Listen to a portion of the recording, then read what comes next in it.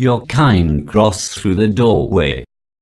This was a question Alice didn't have to ask because she knew that it could not lie to her.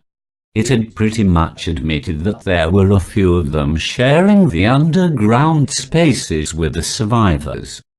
We passed through with those that weren't even aware they were dying. Distracted as they were about their injuries, they left themselves wide open to us. We finished what the armies started. They were hurt pretty badly. We healed their bodies, but stopped their hearts and slipped inside. The strange thing is, though, their spirits seem to be hanging out in there too, convinced that they are still alive and in control, so when they escaped down here, they brought us along.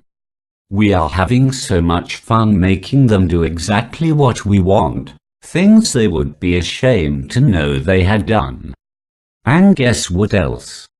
The air was filled with the sound of a childish giggle. It paused dramatically before finishing its sentence. They have your friend, and I'll bet you wish you could find them.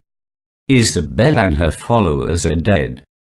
Alice raised her voice, effectively drowning out the giggles that floated in the air around her. A twist of her hand turned the laughter into screams of frustration and anger as she waited for the answer. Most of them are. A few are not. The living ones are having a hard time figuring out what's going on, and, for the time being, they are allowed to live. Things will change soon. Do you think you can find them before we let the rest of our kind in? I can now, Alice answered with a small smile on her face, because you are going to lead me directly to them. This she knew with a certainty as her eyes focused on what ordinary people and even most keepers never got to see, the misshapen forms lurking in the hidden places. Even when the darkness was visible to the living, it only showed itself as black clouds, but she saw them clearly. Faces pitted with deep holes that worms squirmed out of occasionally to slither down bony cheeks into torn lips lined with pointy teeth so impossibly twisted that they would never be good for anything but ripping and tearing its own flesh, or whatever you called that stuff that covered it. It had substance only to her, and that's how she was able to kill what had never been alive.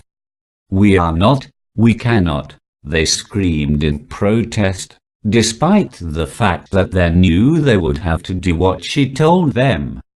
We have been promised the rest of the bodies when they had moved back into the cave with the others. Your boyfriend has to be disposed of before we get what we were promised, and that means you cannot interfere. We will not let you. The voices whined. We were promised. Even as it was said, they knew it was useless to try and resist, but one shadow made a concentrated effort to change the inevitable result anyway. Rushing in toward the light, as if it would be able to get close. The blackness tried to get into the keeper's body and make her stop controlling them. The sly threads of darkness were highlighted by her brightness as they made contact with it. Two arm-like appendages reached for her, disappearing when they got too close to the light and reappearing on her other side as it looked for a way in. Snapping and popping accompanied each pass of the entity. Whenever it tried to touch the light, it was forced back with bursts of colored light that rivaled the most impressive firework displays Alice had ever seen.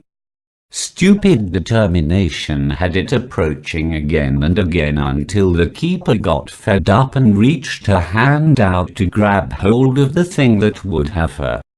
She took control of it instead, tying it to her with what amounted to a leash of light.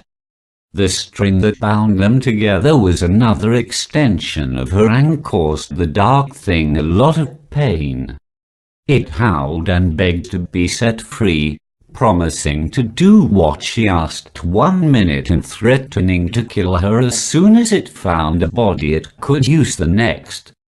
Squeezing the string until all it could do was whimper, Alice turned her thoughts to returning to her body, trying not to show this thing she was stretching her powers so thin that she felt dizzy.